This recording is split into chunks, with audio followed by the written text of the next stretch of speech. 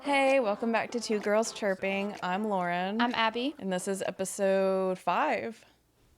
I've lost track already. Yes. I think so. Yes, 5.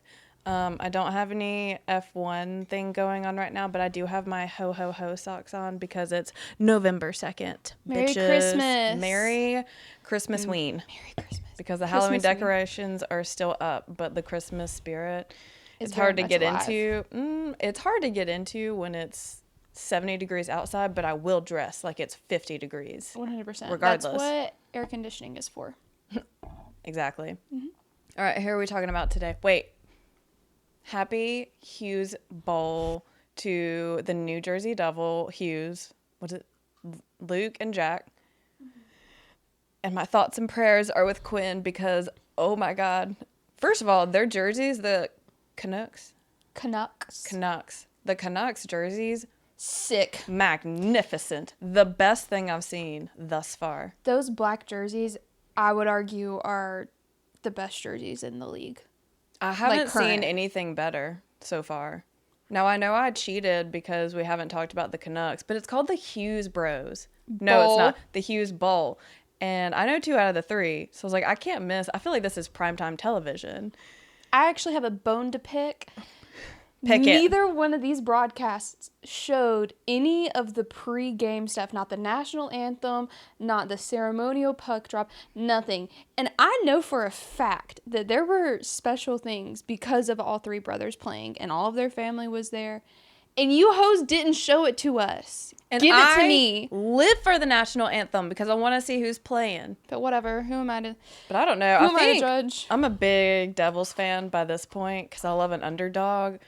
But when Where did they pull that out from, that win? I don't get it. Bro, it's like they saw how tired Nico was. They saw how out of shape his back is and were like, oh my God, we got to protect the captain. And every single person came and did their job, which was great. It was beautiful to witness. But every time they cut to poor Quinn Hughes looking absolutely clinically depressed, I was like, I think I got to root for them a little bit. They need some fans. I think that's just how he looks while he's playing the game. That's his resting face. Yeah. And actually, I watched one of the Penguins games this week, and I think I love them. I think they are like way higher than I think I realized. Yeah. I really like the Penguins. All right, who are we talking about today? Okay. We are talking about the Boston Bruins and the Buffalo Sabres. The Boston Bruins are incredible. I like the alliteration. Plus, I do too. Isn't this the team that Dad said he really liked? Yeah, our dad really likes the Boston Bruins. I put their F1 equivalent as McLaren, like 100%. Okay. They are McLaren. Oh, we were knocking them out. Yeah, they were. We were peak. the champion. Yeah, I said they are a classic and a very good team. They might have patches of time where they aren't as competitive, but they're consistently in the mix. They're very good at actually rebuilding a team because so many of these teams go through so many rebuilding eras and it doesn't work out for them. But they've got every rebuilding era they've gone into, they've come out better. Oh. Yeah. What's the recipe? I don't know. I truly don't get it. They have had a lot of success and been around a very, very long time. And they also had the first black player. Which is the main thing that... Inclusivity! I know. Welcome! It was the main thing that I was like, okay, Lewis Hamilton going to McLaren in F1, he was the first black King. Formula One driver. An icon. Yeah, truly. The bar. And like so many people talked shit about him and he came in and he showed them that he was capable. And he did it despite, and I love it. They just talked shit because they were racist. Yeah, so did these people. Which Racism. Knock it off.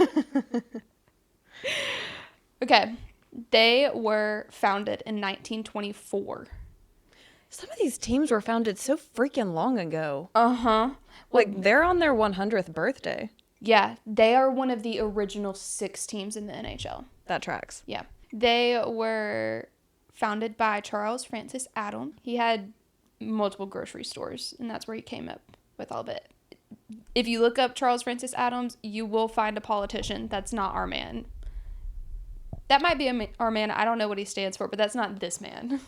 They are owned by Delaware North but really by Jeremy Jacobs and Charlie Jacobs. Delaware North is just their company. And Jeremy Jacobs has actually, for years, been referred to as the most influential person in sports.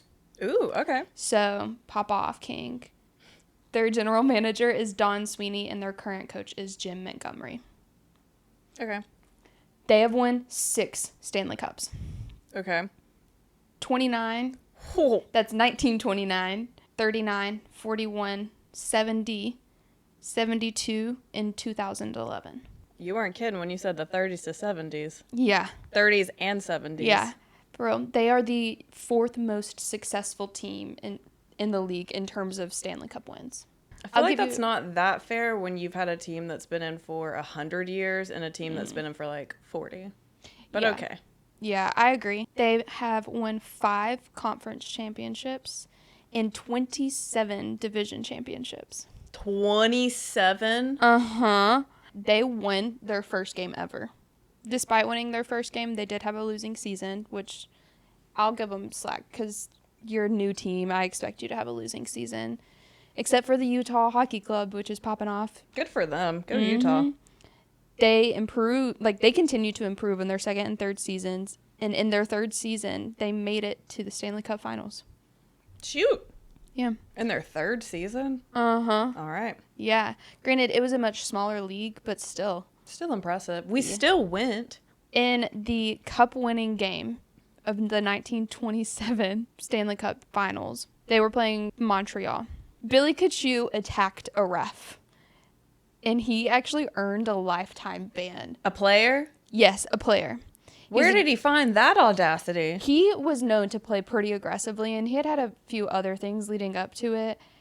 But yeah, he attacked a referee. Both benches actually cleared, and a brawl came out. Police had to be involved in it all. It was What year did you say this was? 1927. Dang it, no footage. No. Wow. Yeah, and apparently all of that was at the request of their coach, Art Ross. The fighting or the lifetime suspension? The fight. This coach told his player to fight a ref? His coach Who do they think they are? a bench clearing brawl. Oh. I feel like that's well known in every sport. You don't... That if you fight a ref... Yeah. Or like in anything with the ref, like you're done. Yeah. That would be like if I got a bad score when I did gymnastics and went and like sucker punched a judge. Sometimes I and then wanted to do saluted the that. judges. Like no one needed to tell me not to do that. That was innate. It was common sense, I fear. As a matter of fact, if our coach told us to do that, we probably wouldn't have. If Michelle told me to go punch a coach, I probably would have. I'm not gonna, or a Yeah, judge. you I'm not would've- gonna lie. I would have broke down in tears and been like, I can't do that. You were breaking down in tears regardless. I was. It's true. Okay. The 1928-29 season, their first Stanley Cup win. It was just in their 4th season. Okay. They beat the Rangers. We beat the Rangers. Hey, a win is a win. A win is a win. Normally, and you've probably sensed this trend, they do really well, a lot of teams do, and then kind of fall off for a couple seasons because they can't really live up to the hype. Yeah. Not this team. They proceeded to have the winningest percentage of all time, and it's still actually 3rd highest to date. They won 88% of the games that they played. They went to the finals the following year as well. They ultimately lost to the Canadiens, but they went. It is throwing me off so much to hear the Canadians because now I've got it in my brain that the Canadians are the Canucks. No, they're not, Queen. The 1930s and the 40s, they dominated the league. It was a long time ago. Yeah. They dominated the league. In the 30s, they won 5 out of those 10 division titles. Okay. And then in 39, they won the Stanley Cup again. And then again in 41. So they were Lovely. like, well then, can you guess what happened during the 30s and 40s? World War II. Hitler got elected as chancellor in 1933 and the whole world went to shit. Yeah, this team was more affected by World War II than most of the other teams. Tell me why. Ain't nothing but a heartache. Tell me why. More than half their players went to war. Oh, yes, I know. And they came back because they all survived. Yeah. I want it that way. You are, you are, you are You are a war veteran who plays hockey.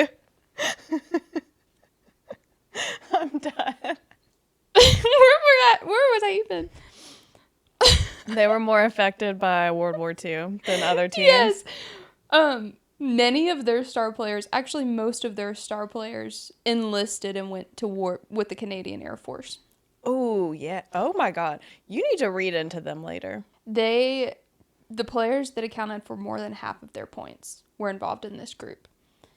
At least they went in the Air Force. Yeah. The article that I read about all of this said that they lost their most productive years of their career. But, like, I'm so sorry. Okay, we were under attack war against the entire continent. I'm so sorry. I'm sorry we were fighting for freedom and that we didn't think that a mass genocide was a slay. You know who else lost the most productive years of their lives? A lot of Jews that died. Like millions. But you're right. You're right. We should have actually stayed home and played hockey. And that's the American in us. I know. Yeah, but I mean, they continued to be good for the 40s. Nothing necessarily noteworthy. In the 50s and 60s, Charles Adams' son, okay, who ran a lot of his business for him, had a lot of financial problems.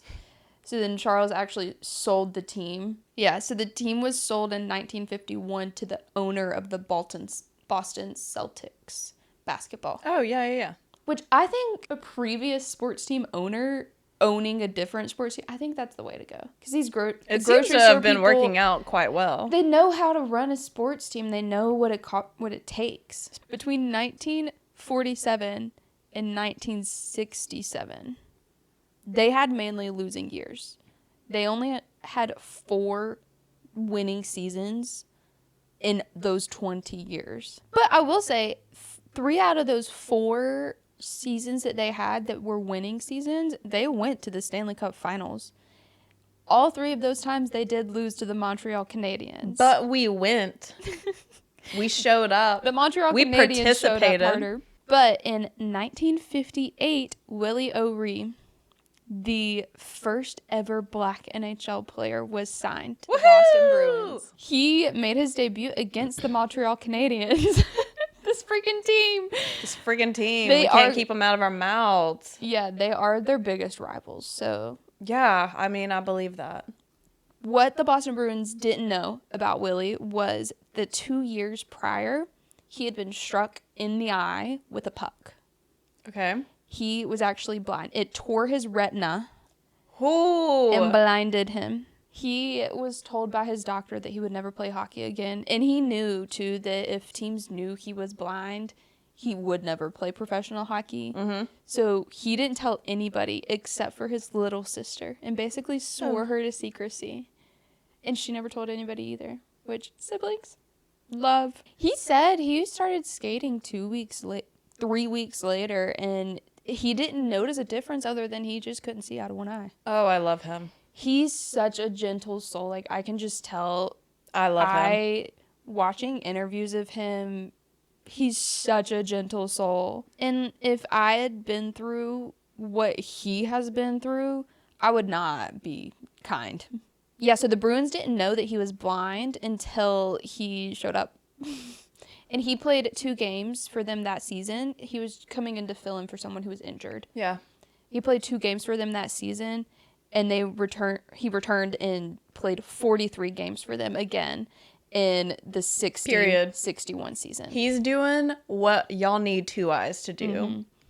During a game in the 1960-61 season against Chicago, he says that many racist comments were made towards him from Blackhawks players and the crowd. Obviously, because people suck. People are trash. I cannot imagine having the audacity to believe that I was better than someone based on something like the color of their skin. Yeah, it's ridiculous. Where even I hope that kind of karma sticks with you for generations. I really do. Mm-hmm. Me too.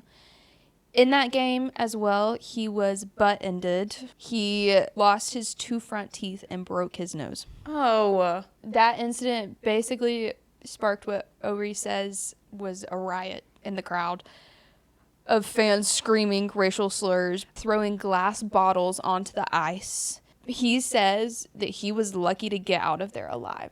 It sounds like it, and fuck all of y'all. After that season, he was traded to the Montreal Canadiens, which he describes as being run by racists. I know. This is why I'm like, if I went through what he went through, I would not be as kind and gentle as he is. He actually wasn't even invited to try out for the team after he was traded, and he was immediately sent to a minor league team. Yo, fuck you guys. Mm-hmm. When he was asked about all the racial comments that were made towards him, he said, quote, "It didn't bother me. I just wanted to be a hockey player, and if they couldn't accept that fact, then that was their problem, not mine." Yeah. I take it back. I ride at dawn for him. I ride at dawn for that man. I will fuck up all you hoes. Oh, he Let the man play hockey. Yeah. He had 4 goals and 10 assists in his career and was inducted into the Hockey Hall of Fame in 2018. It's not enough. It's not. That will never be okay. That will never be okay to me either. He has since 1998. The year I was born. Yeah. He has been the NHL's diversity ambassador. Yeah, that feels appropriate. And he still is to this day. So far, there's 2 people in this league that I'm like, if I ever got the chance to sit down and talk with you, I would never pass it up for the world. Him Who? And Mario Lemieux. I knew it. You know it'd be Mario Lemieux. I love that man. Back to the Boston Bruins. Weston Adams. So Charles Adams' son. He actually repurchased the franchise in 1964. They made the playoffs for the first time in 29 seasons in 1967. And really prioritized having big, aggressive defensemen and enforcers at that time. And they took on the nickname the Big Bad Bruins. Oh, yes. Mm-hmm. I love it. Mm-hmm. They reinstated themselves as being able to hang with the big kids and won the 1970 and 1972 Stanley Cups. Anytime you have told me that a team was like, we're going to take on the bad boys of hockey, I'm like, you've convinced me. Yeah. I'm yours. Where's your merch? Yes. Get it on a t-shirt for me right now. Let me pull up Etsy. I need to step away for a second. Yeah. In 1971, in between their 2 Stanley Cups, they did have 7 of the top 10 goal scorers in the league. Sweet. They also set a record for the most wins in a season. It's since been broken, but at that time, they set that thing. In the 72-73 season, they entered like a rebuilding era. They had a big sweep of the team. The general manager was replaced by the head coach. Many of the Bruins players left to join the WHA. You remember that same league that merged I remember. into? Okay. Adams' family sold the team again. Okay. And they actually lost in the first round of the playoffs. So it was a bit of a rough start to the rebuild. Mm-hmm. But I feel like that's normal in what I've heard thus far. The following season, they did make it to the Stanley Cup Finals. They lost in a major upset. They were really hot going into it and set up to win, but they flamed out. Yeah. This trend continued for them in 75, 77, 78, 79. They went in really deep into the playoffs, but ultimately would lose. Yeah. But they were in there. We still went. They were making it themselves known. Making our way downtown, going to losing the playoffs. We are so weird sometimes. I've never hidden the fact that I'm weird. No. 1980. Okay. They draft Ray Bourque in the first round. He became kind of the face of the Bruins for the next 2 decades. He was an aggressive defenseman, and they made the playoffs every year in the 80s. They made the finals in 88, 89, 91, and 92. They lost, but they made, we still went. The rebuild was successful. Okay. Mm-hmm. From 1993 to 2011, If they did make the playoffs, they didn't make it past the second round. There were a couple years where they didn't. And then we fast forward to 2011. This is... Okay. We're going to talk about the brawl that happened in the Stanley Cup against the Vancouver Canucks. Oh my God. 2011. All right, I'm there. They're playing in the Stanley Cup. Okay. The Canucks were the better team leading into it. They had been dominating the league. And honestly, they were the more talented team, just on paper. We're going to start with game 1. Okay. Because it's a 7-game series. They pushed the deciding game. Okay, game 1. A key defenseman for the Canucks throws a big hit on a Bruins player and injures himself. The doctor said that he basically tore the groin right off the bone. Yikes. Yeah. Also in that game, Alex Burrows. Okay, this guy is, how do I say this? Psycho. I don't know how else. In game 1 of this series, Bruins player said he tried to bite his finger off. It's on camera. You can't really see, like, there's nothing definite, so the NHL cleared him to continue playing. But, I mean, there was a lot of pushing and shoving going on. You can't really tell one way or the other. I kind of think he did it. Don't they wear mouth guards? They wear mouth guards. They also wear thick gloves. But to me, I can see where his finger went to his mouth. Biting is a crazy maneuver. Crazy concept. What is wrong with you? Yeah. Yeah. The Canucks won 1-0 in that game. Game 2, it went to overtime. The Canucks won 3-2 with the winning point being scored by Burrows. So a lot of Bruins fans were like, he shouldn't even be playing. He scored the game winner. It wouldn't have happened if he was suspended. Burrows the biter. Mm-hmm. Game 3, the Bruins players were very much targeting Burrows. Okay. Were we biting? Were we biting back? We were not biting. I would have been biting back. Horton, a Bruins defenseman, was hit pretty late. He didn't have possession of the puck. Okay. And he was hit very high up by Aaron Rome, who was then in turn suspended for the rest of the series. It's so hard to watch. The puck is nowhere near him. The guy comes up, hits him. He hits the eyes. He was barely conscious. Afterwards, he left that game. Yeah. The Bruins were reasonably very pissed off and went ham. They won that game 8-1. Exactly. Wow, that feels very familiar. And then went on to win game 4, 4-0. Exactly. Yeah.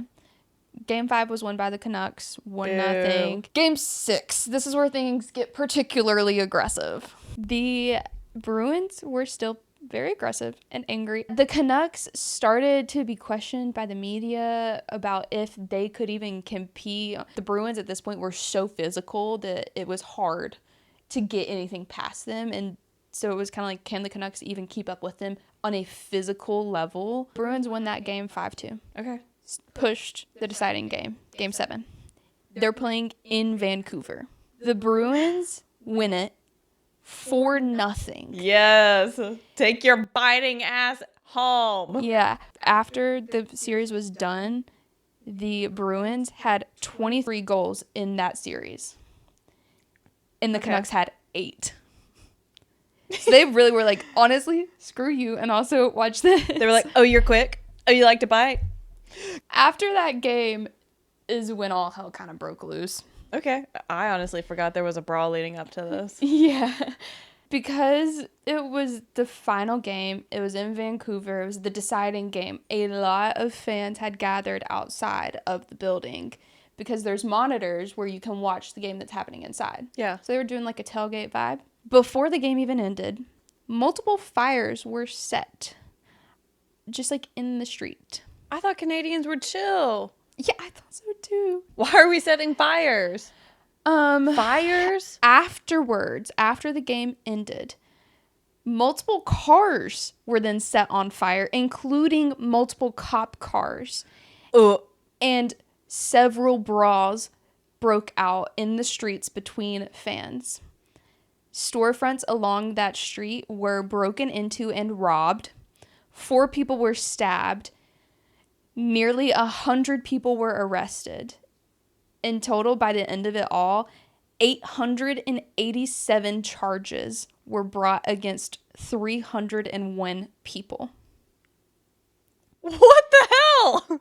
Oh, also, This is just hockey. It's just a sport. the total number of injuries came out to be 130 people, and 2 people died. 2 people died. We died over a series, over a Stanley Cup. You weren't even playing. You probably can't even play hockey. You're gonna kill someone. You're gonna stab Over a someone over game. it. You're gonna rob a place because your team lost. Yep. And Couldn't be me. this was not the first time that riots like this had broken out in Vancouver over a hockey game. I thought Canadians were supposed to be like nice. Yeah, there was another Game 7 Stanley Cup final that happened in Vancouver in 1994 that riots also broke out. This one was worse. We'll talk more about that one when we do talk about Vancouver. But this one had an estimated 4 million Canadian dollars in property damage. They spent 5 million on staffing for prosecution. Yeah. I'm a little speechless. Yeah. But like And this was in 2011. This was not that long ago. when my people lose, I just feel crushing defeat in my We just go for a run. When Pato spun out and lost, Oh my The god. Indy I was 500. not prepared for that, Lauren. I just got on the treadmill and ran until I didn't feel depressed just because I was sat too in the tired. floor for like 3 hours. I sat in the floor. Yeah, that was heartbreaking. Okay. In 2020 to 2023 season, they had the longest home win streak from the start of the season. They won 14 home games in a row Dang. and became the fastest team to 100 points in NHL history. 9 days later, they set an all-time NHL record for the fastest teams to 50 wins. Also in that game, they became the third fastest team to clinch a playoff position in NHL history. Okay. For that season, they went on to win 65 of their 82 games Golly. and set an all-time franchise record for 135 goals scored in that season. We showed up. Last season, they finished second in their division and made it to the second round of playoffs. Only the second round? Yeah. That's okay. I want to talk quickly about Brad Marchand, the captain. Okay. First, you know Jeremy Swayman. I've talked a bit about him Yeah. to you. Just a couple things. He was drafted in the 4th round, actually. He is probably the most famous goaltender in the NHL right now. Maybe second to Shesterkin. 2 days before the season opener, he signed an 8-year, $66 million contract.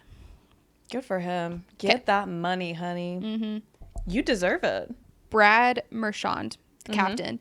He is aggressive as hell, but so freaking funny. I like him. Okay. But I think that he kind of plays a bit dirty. Okay. He actually talks about how as a kid, he remembers fighting in hockey games as an outlet for his excessive energy because he struggled with a temper throughout his whole childhood. Yeah, relatable. Yeah, I knew that you would relate. He actually took anger management classes and sees a sports psychologist that would work on it. So at least he's doing something about it. I just grew out of it. Yeah. He was drafted in the 3rd round. Good for him, honestly. Yeah. We need to give him props for that. Yeah. You have a therapist? Props. Sports psychologist, yeah.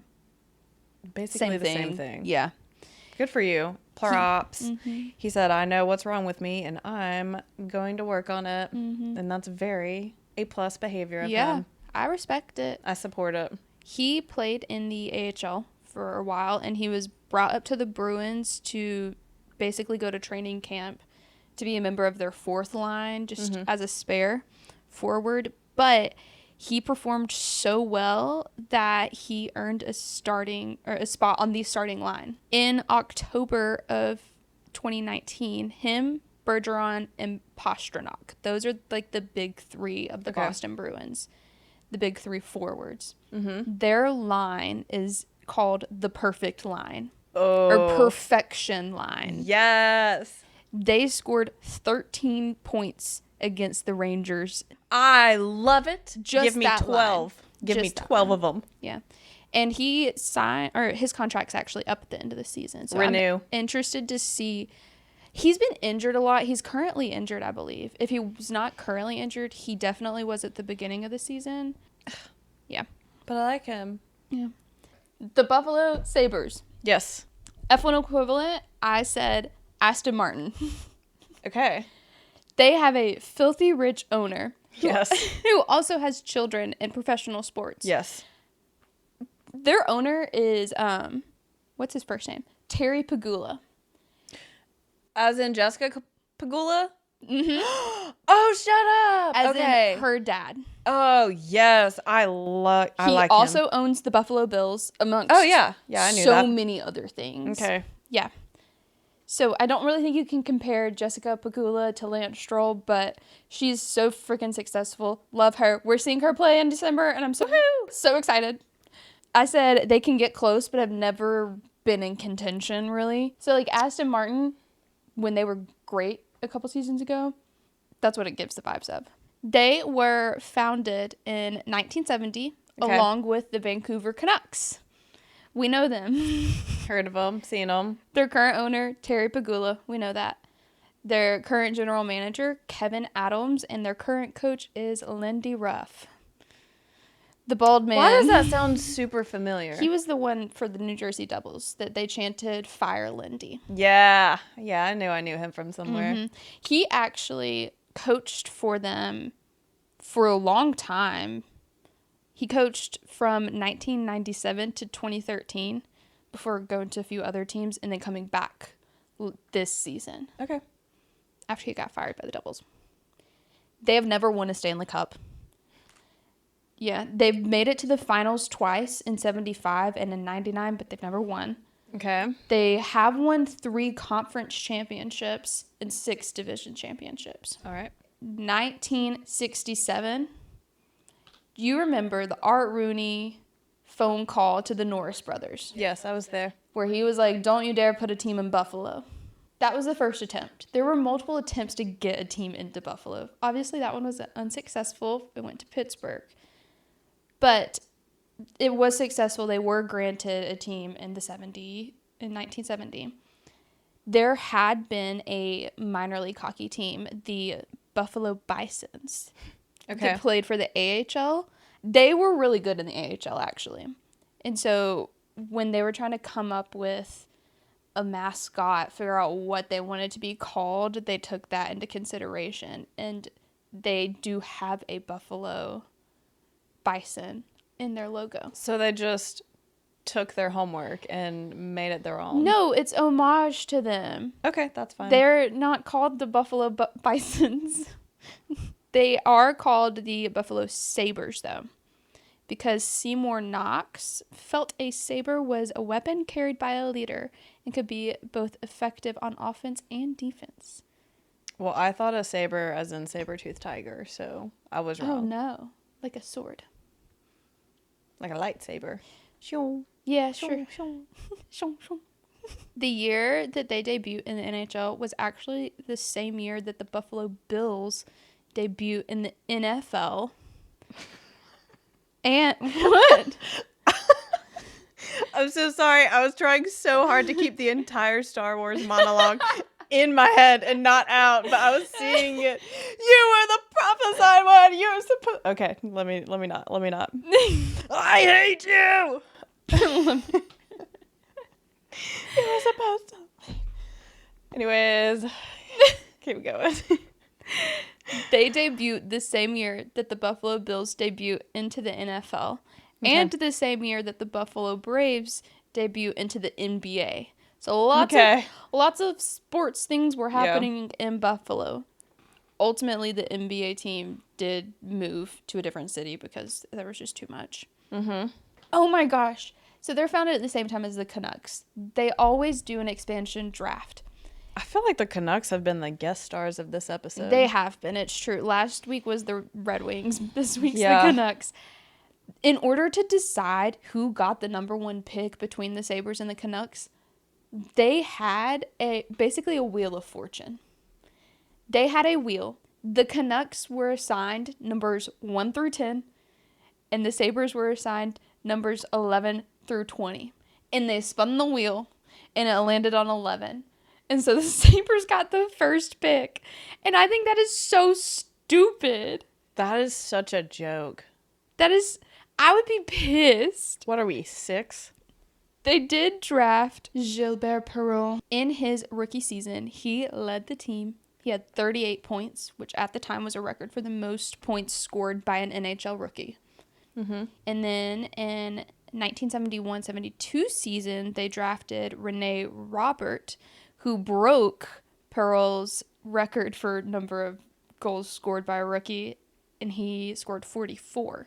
Golly. The two of them were nicknamed the French Connection because they were both from French Canada. That's cute. Yeah.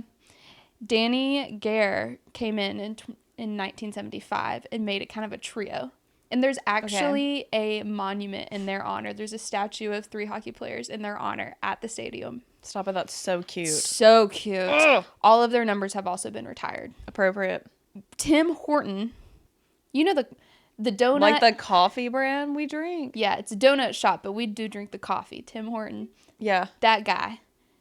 He was a hockey player, apparently. He spent most of his career at the Maple Leafs. And we will talk about his career when we talk about the Toronto Maple Leafs. But I did want to talk about his death. A hockey player? Never in my days. Did I know that? You're still there. I didn't know that either. That's crazy. Good for him. Yeah. But we're going to talk about his death because it did happen when they were on a hot streak. They acquired him in 1972. He was 42 years old at the time. Okay. And he helped lead that team to make their first playoff appearance in the 1972-73 Cup. Dang. They lost in the quarterfinals, but he signed a new contract with them.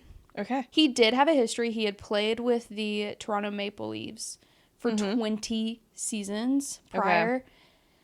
And so obviously it's a bit hard. You're at a new team. You're going to play against the team that you spent 2 decades with. Yeah. The night before his death, they had played against the Maple Leafs in Toronto. Okay. They lost. At the game, he was named one of the 3 stars, despite at the time he was playing with an ankle injury and a jaw injury. Babe. Yeah. And he sat out the 3rd period, but he still was named one of the 3 stars. Cute. The next morning, after the game, early in the morning, he was driving back to Buffalo. He actually stopped at his office and spoke with Ron Joyce, who was his business partner with Tim Hortons. They chatted for a while, and he actually called his brother at one point. His brother says that he realized that Tim had been drinking pretty heavily. Oh, no. And tried to talk him out of driving. Ron tried to convince him to stay with him, but Tim still got in the car and drove off. A different driver on the road, called the police, reported a car speeding and swerving, and so oh, no.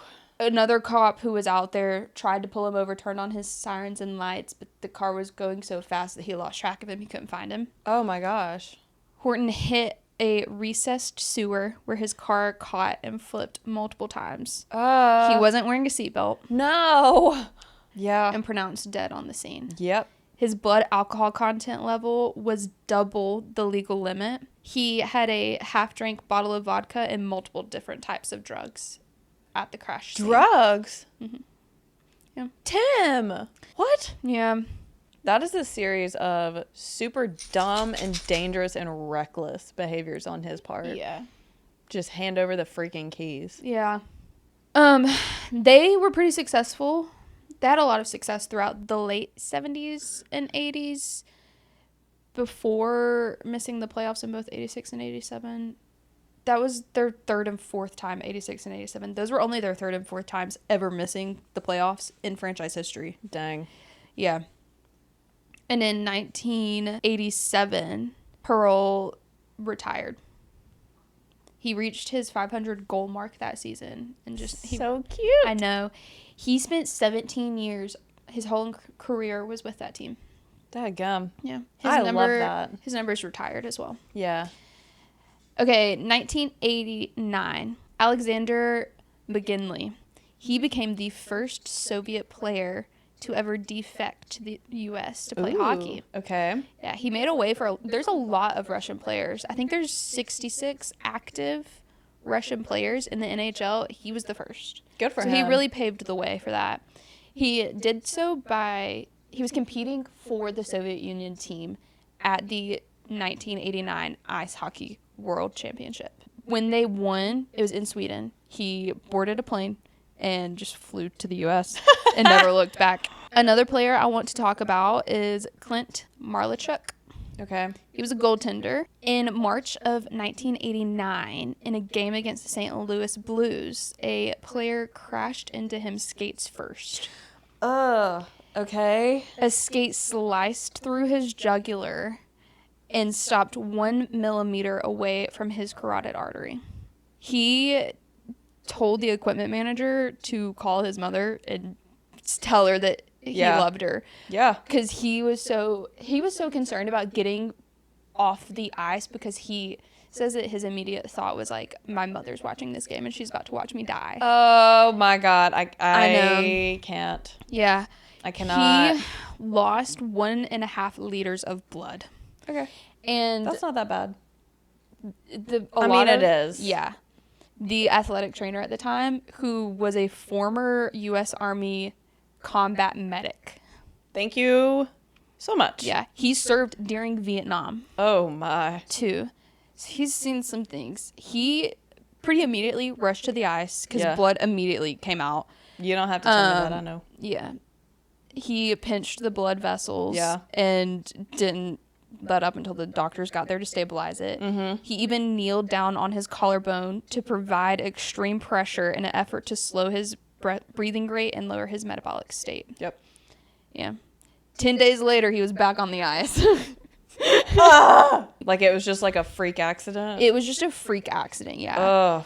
The PTSD I would have. Oh, he has PTSD. Yeah, of course. He says he struggled with intense nightmares, panic attacks, flashbacks to the accident, and he really wasn't sleeping. Yeah, those are hallmark PTSD signs. Yeah. Baby. They didn't diagnose him because at this time they didn't have any. Okay. This was like the 80s. They didn't. You're right. The You're early right. 90s. They didn't talk about that kind of stuff.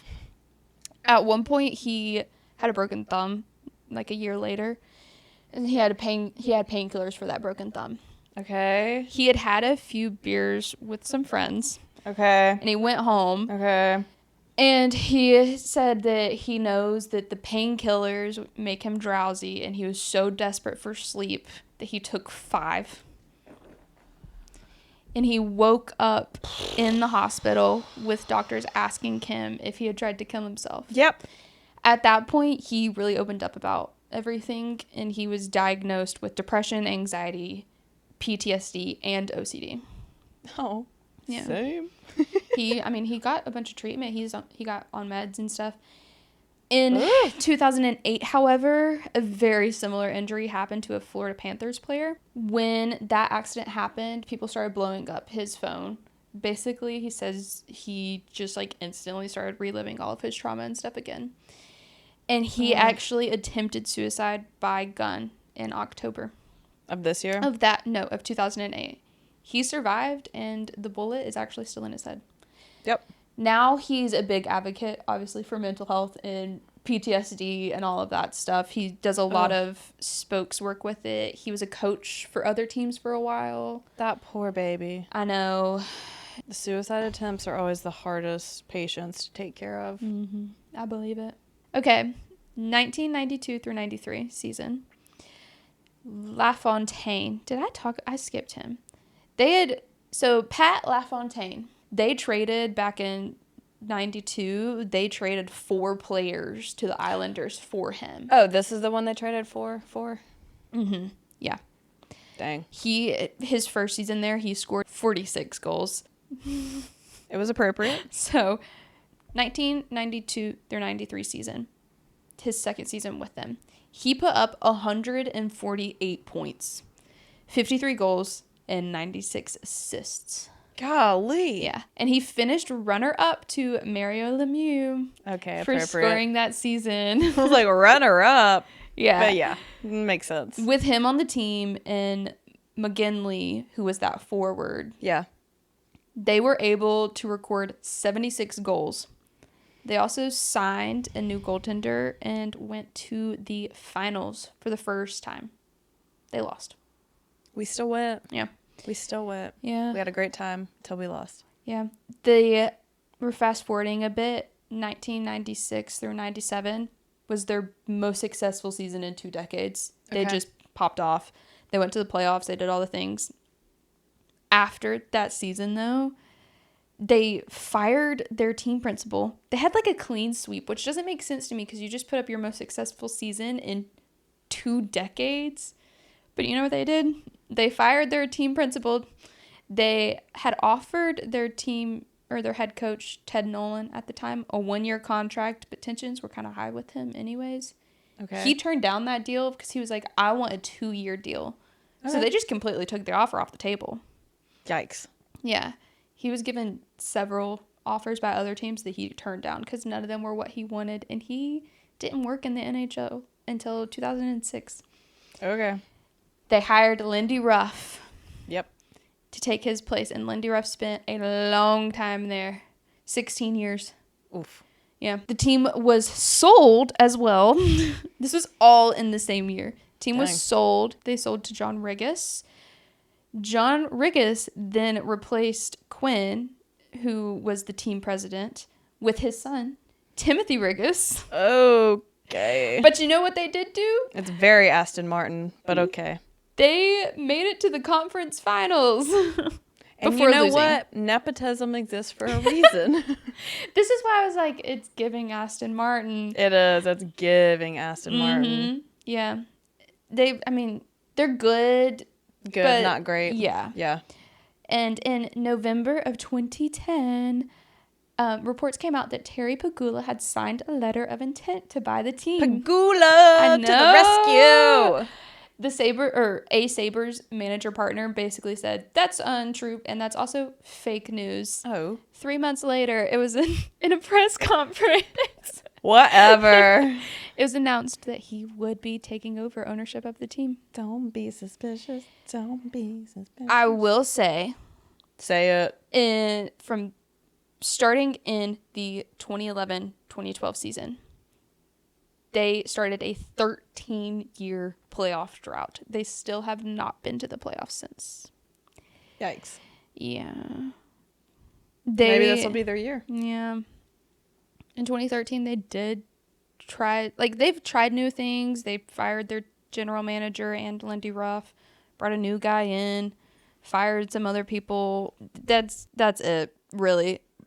One more thing, just another player that I wanted to mention. One very brief player, and then we'll wrap up. Okay. Ryan Vince. In 2014, the Sabres, they were in the process of trading their goaltender, Ryan Miller, Okay. who was actually their starting goaltender. They were in the process of trading him.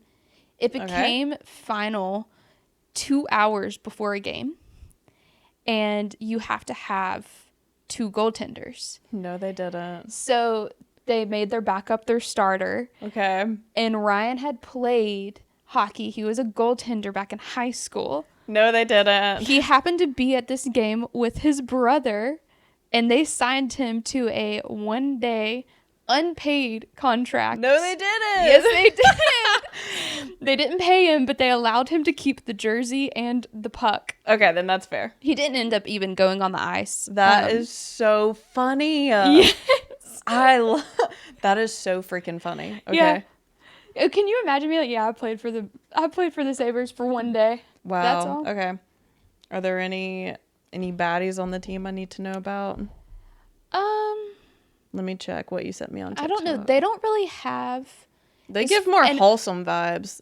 They're very. They're wholesome. Aston Martin. They're not like Yes. thirst trapping out their guys. And you'll see that with the That's content a that I Ferrari gave move. you. Yes. Okay, their jerseys are they're nothing special. I like the name.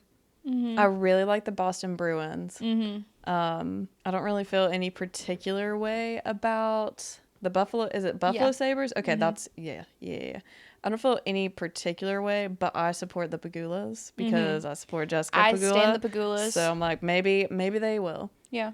One thing about Aston Martin is they've got enough money to do anything. So Yeah. what I'm hearing is lots of potential. Yeah. I can't believe that Tim Horton is a real person. Yeah. Okay. I like Devils, Hurricanes. Maybe because they're fresh on my mind, the Penguins. I love the Penguins. Then the Islanders. Then Boston Bruins. Then everybody else. They all just fall.